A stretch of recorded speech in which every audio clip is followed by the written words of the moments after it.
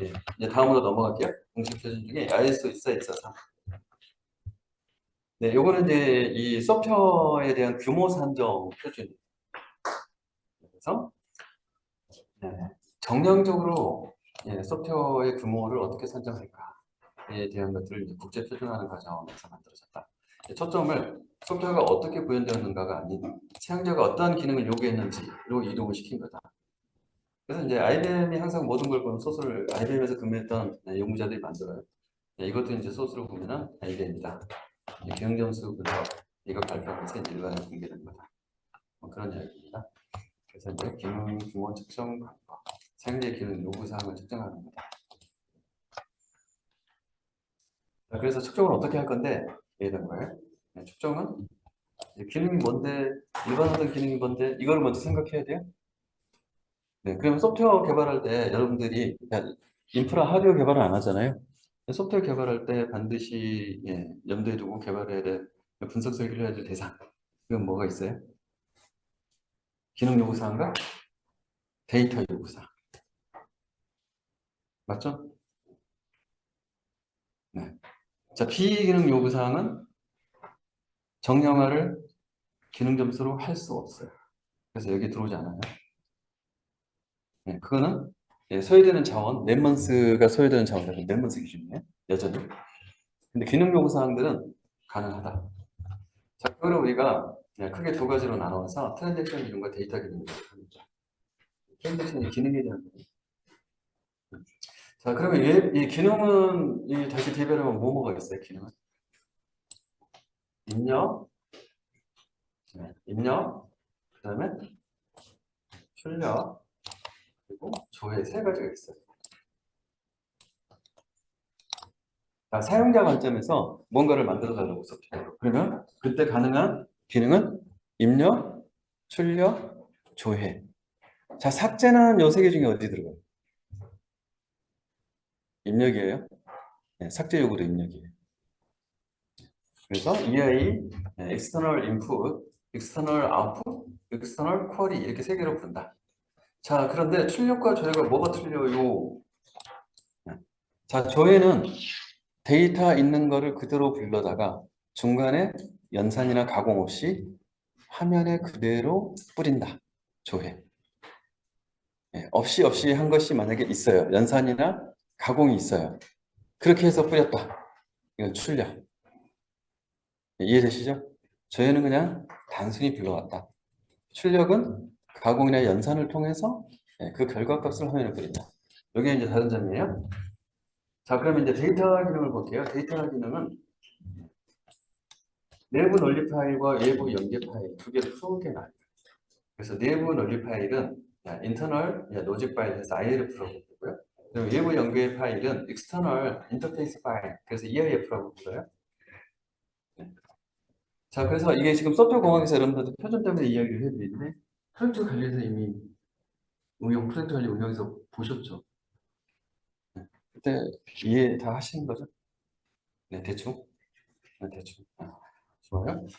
자, 그래서 이렇게 해서 내부 논리 파일은 뭐냐면은 자, 원하는 프로그램의 업무 기능 영역 안에서 해당 트랜잭션들이 해당 파일을 쓸 수 있다.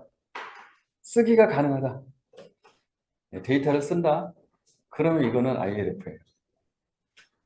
이해되시죠? 데이터의 오너십이 이 업무에 있다는 거예요. 그런데 내가 오너십이 없는데 다른 DB에 가가지고 여기 기능이 그 데이터를 썼어요. 하면 돼요, 안 돼요? 개발할 때 그렇게 하면 돼요, 안 돼요? 큰일 나죠? 네, 그것 때문에 우리가 데이터 정의하고 분석 설계를 하는 거예요. 그런 걸 안 하려고. 그런데 아무 생각 없으신 우리의 고객께서는 그렇게 해달라고 하죠. 그렇게 하면 돼요, 안 돼요? 나중에 데이터가 정합성이 떨어지고 데이터 깨졌단 말을 합니다. 근데 데이터 깨진 이유를 알 수 없어요? 해결이 안 돼요? 그렇게 개발하시면 큰일 나요, 그래서. 이렇게 개발하면 절대 안 됩니다. 자, ILF라고 하는 로직은 내부 논리 파일, 유지 관리한다는 표현이 되어 있어요.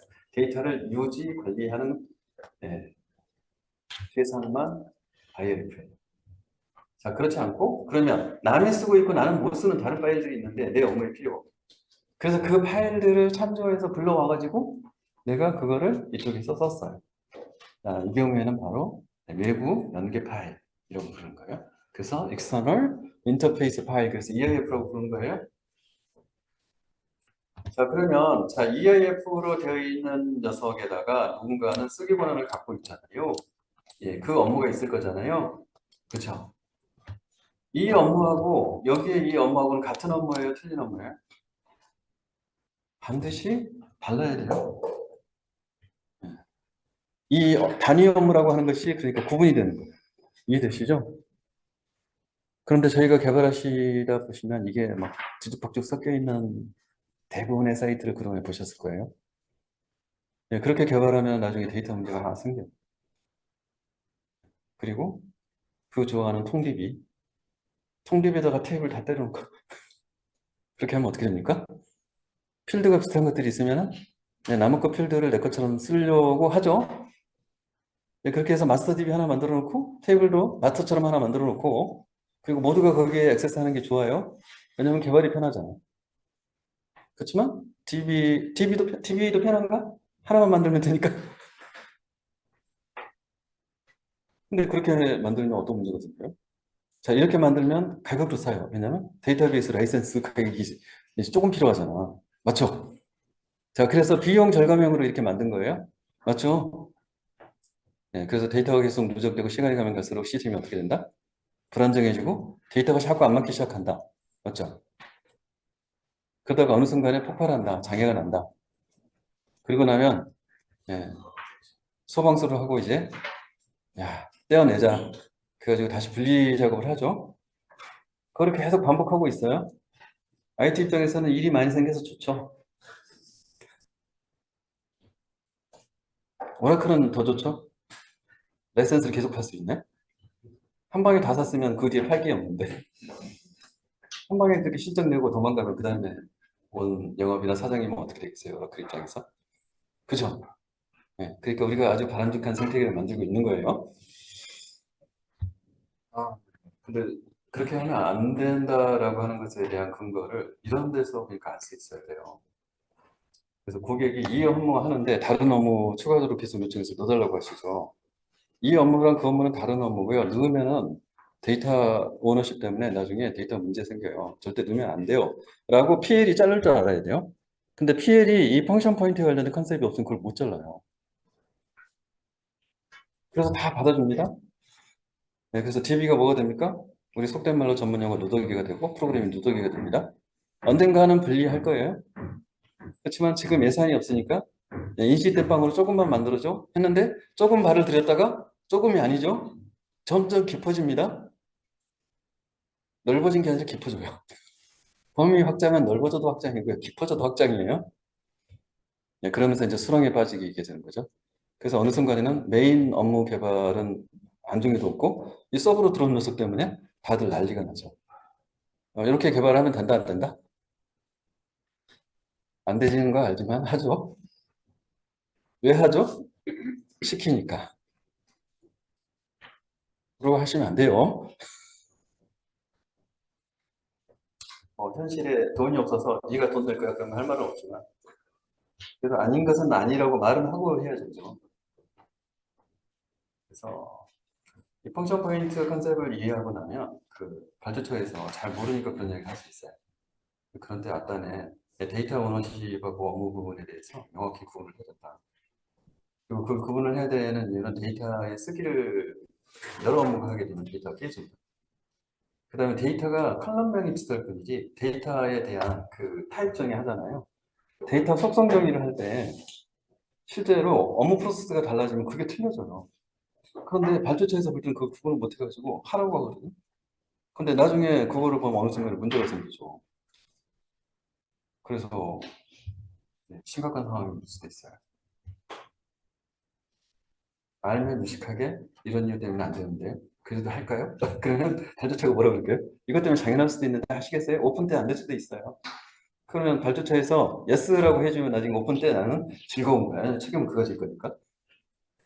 근데 다행히도 발주처에서 난 책임 못 지지. 또는 업무 현업에서 내가 어떻게 책임져? 그러겠죠? 자, 그러면 그동안에 이런 말을 안 하고서 다 섞여가지고 문제가 생겼어요. 누구 잘못이에요? PL 잘못이죠? 개발자 잘못이죠? 말을 해줬으면 안 했을 텐데.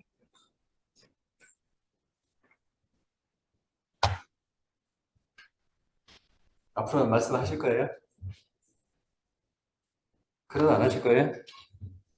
영업에 제한하자 할 때도 그렇게 하실 거예요? 이제 들어가서 죽음일 텐데. 네? 회의록으로 꼭 남겨.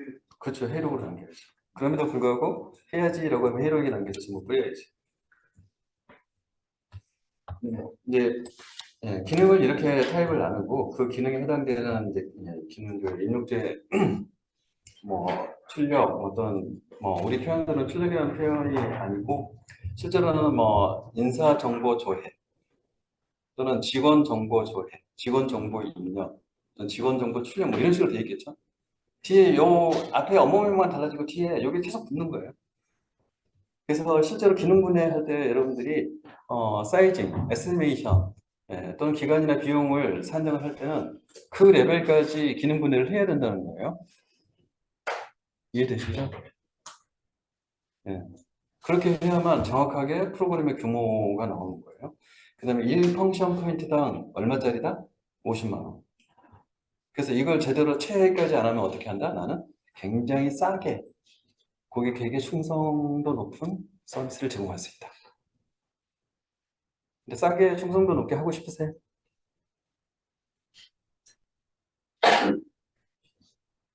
개발자는 영업은 아니니까, 그죠? 그러면 안 되죠? 관계에서 말씀을 드리는 거는 정반대로 이게 안 돼서 말씀드릴게요. 아시겠죠? 이미 한참 전에 국제 표준이 다 나와 있는 거를 우리가 공부 안 해서 몰라서 이렇게 하고 있으면 안 되는 거죠. 그렇죠? 네, 그렇습니다. 그래서 이제 복잡도라고 하는 것은 그러면 이 기능별로 결국에는 ILF, EAF, EAQ 뭐 이런 식으로 되어 있는데 아웃풋, 인풋 근데 이제 이런 고민을 하는 거죠. 실제로 화면에다가 결국에는 기능을 구현을 할 건데 프로그램 화면은 뻔해요. 화면에 뭐 있어요? 필드명, 그 다음에 입력 필드 또는 출력되는 조회 필드 인풋 또는 아웃풋이죠. 그래서 지금 인풋, 아웃풋 나뉘어져 있죠. 자, 이 필드가 결국에는 데이터 요소죠. 이 필드의 데이터는 원래 어디에 있었어요? DB에 있었죠? DB에 있는 거 코드에다가 여기다 뿌려준 거잖아요. 맞죠? 그런데 한 개 뿌릴 때랑 100개 뿌릴 때랑 공수가 같아야 틀려요? 당연히 틀리죠. 개발 공수. 그렇겠죠? 네. 자, 그 이야기 하는 거예요. 복잡도라고 하는 것은 그 데이터의 개수에 따라서 차이가 나요. 그래서 데이터 엘리먼트 타입의 약자고요. RET는 레코드 엘리먼트 타입인데 우리 용어로 바꾸면 그냥 파일스예요, 파일. 그러니까 파일 안에 데이터가 들어있어요. 근데 파일을 3개에서 데이터 10개를 찾아오냐, 파일 1개에서 데이터 10개를 찾아오냐, 이런 얘기예요. 자, 그렇게 해서 19개까지, 그 다음에 20개에서 50개까지 이렇게 구간을 정했어요. 51개 이상. 그렇게 해서 로우, 하, 그 다음에 중, 그 다음에 하이, 상 이렇게 나눈 거예요. 상중하. 자, 이 상중하를 왜 나눴느냐? 이걸 가지고 이 타입별로 개별 기능 하나하나마다 로우, 에버리지, 하이 이렇게 되어 있죠. 거기에다가 기능 점수 곱하기를 해줘요. 그래서 1점짜리 기능 점수는 없어요. 여기 보시면 최소 기능 점수는 몇 점이에요? 3점.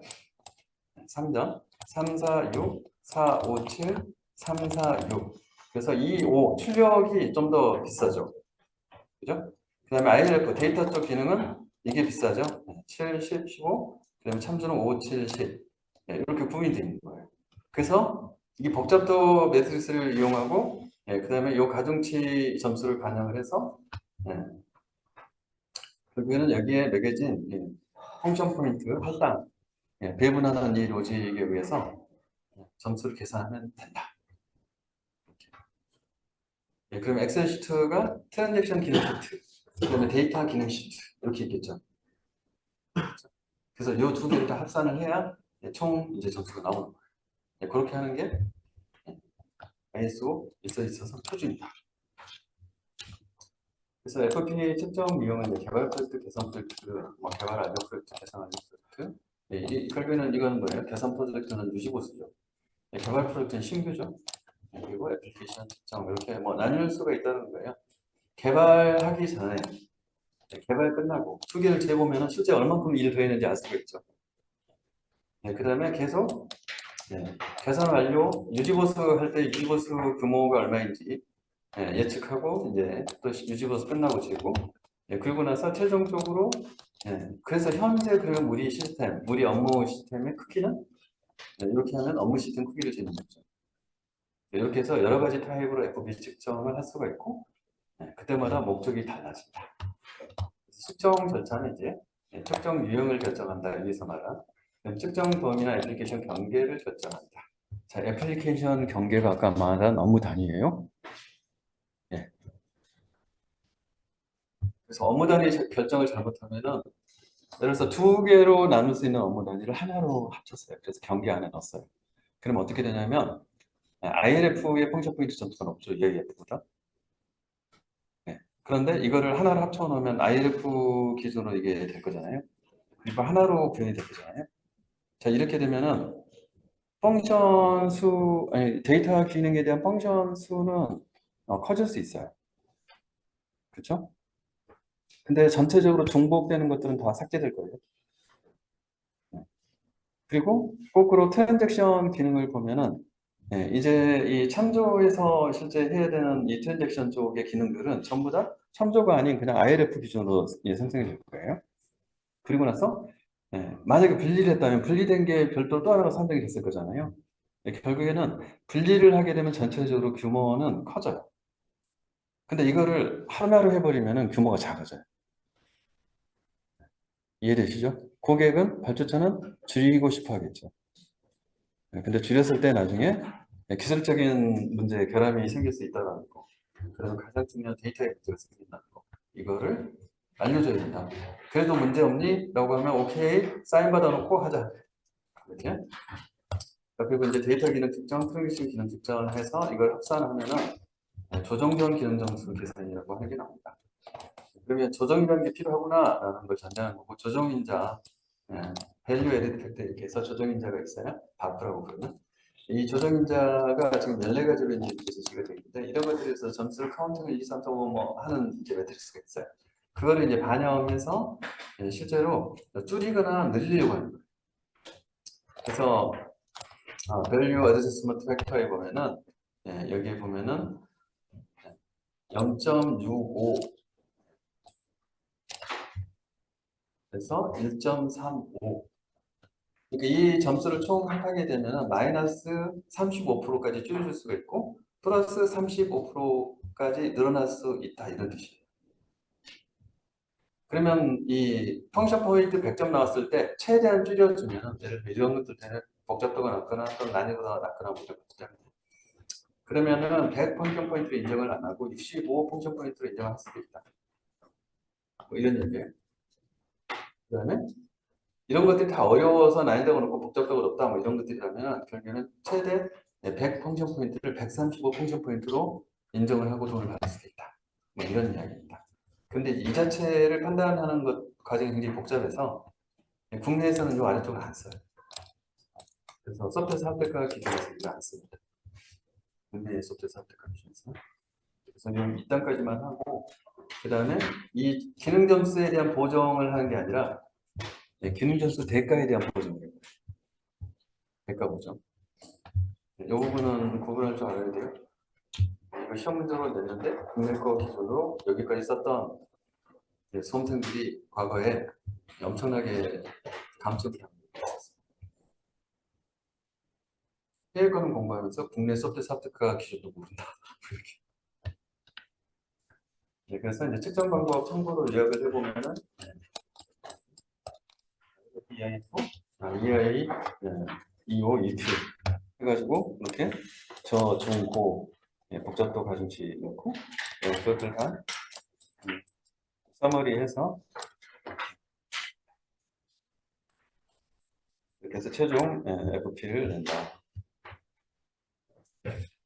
뭐 UFP, Unadjusted FP 이렇게 되어 있고요. 이 최종 FP를 A를 붙여서 Adjusted FP, AFP 이렇게 표현하는 경우도 있어요. 구분하면 되고. 근데 여기에 이제 시작의 일반 시스템 특성이라고 하는 부분을 반영해서 보정해서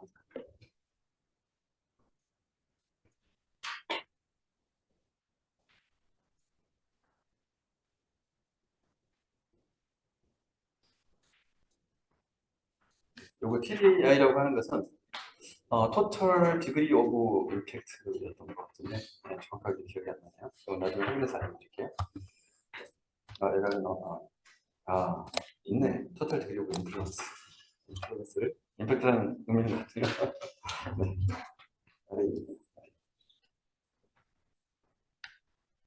네, 앞에 이 시계도 지금 TDI가 나와 있잖아요.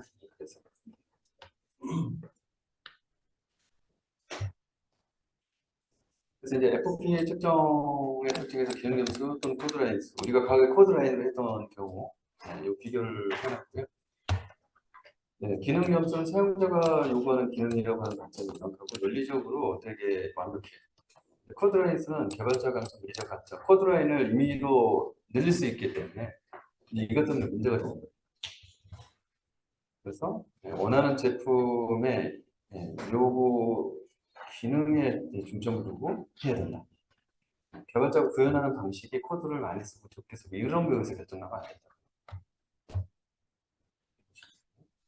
그래서 펑션 포인트 기준으로 측정을 하고 관리를 하면 정말 많은 것들을 해결할 수 있어요. 그래서 측정 지표를 우리가 그동안 단순하게 프로젝트 하면서 했던 또는 개발하면서 했던 이런 것들을 개발 대상을 펑션으로 표현한 다음에 이 펑션 단위에 실제로 지표 그거를 숫자로 환산해서 하게 되면 되게 분석이 쉬워져요. 그리고 문제도 금방 풀고. 그래서 이제 그런 거로 쓸 수 있다. 근데 우선적으로 기능 점수로 관리를 해야 그게 가능하죠. 근데 개발할 때 기능 점수로 관리한다. 손 들어보세요. 관리를 안 한다. 우리의 수준은 국제 수준과 비교했을 때 한참 머네. 네, 안 하는 이유는 몰라서. 알아도 안 한다. 네, 이거는 이제 시스템으로 소프트웨어 이 개발 전체에 대한 형상 관리를 하려고 하면 어떻게 돼요? 실제 요구사항 수집부터 뒷단에 쭉 이 추적 매트릭스가 각 단계별로 해당 산출물들 전부 물고 코드 연결시켜 놓잖아요. 맞죠? 자, 그렇게 되면 이 개발 하나의 이 업무 또는 이 모듈별로 전부 펑션 포인트 카운트가 돼 있어야 돼요. 그래야 되겠죠? 그리고 이것들이 변하지 않고 전체 단계별로 총점이 똑같은지 계속 봐야 돼요. 그죠? 그 다음에 실제로 펑션 포인트당 결함 밀도라고 하는 것들은 그러면 실제로 결함이 발생한 것들 모듈을 똑같이 펑션 포인트 점수가 얼마야? 이렇게 해가지고 이걸 재는 거잖아요. 그래서 이거를 수치로 전부 환산이 가능하기 때문에 훨씬 정밀하게 분석이 가능하죠. 그래서 펑션 포인트로 점수 규모가 작은 것에 대한 결함과 그렇지 않고 큰 것들의 결함 또는 하나의 결함으로 많은 펑션 포인트를 가진 데 영향을 미쳐서 파생, 결함이 생겼던 이 건들에 대한 결함 이런 것도 완전히 다른 이야기잖아요. 그런 것들을 분석할 수 있으려면 시스템 안에 요 추정 매트릭스를 전부 형상 관리에서는 이걸 따라가면서 프로세스가 다 이걸 매칭해서 데이터 입력을 받게 돼 있잖아요. 관리를 하고 기본적으로 이게 자동화된 시스템을 그러니까 가지고 있어요. 이 시스템은 누가 만들어준다? 회사가 만들어줘야죠. 회사가 투자를 안 해줘요. 그럼 어떻게 해야 된다? 근데 그거를 결정할 권한이 없고 그게 내 업무가 아니죠. 그런 걸 해야 된다 말해야 된다. 업무가 아니죠. 업무인 사람은 누구예요? 그거를 업무로 갖고 있는 사람은 누구예요?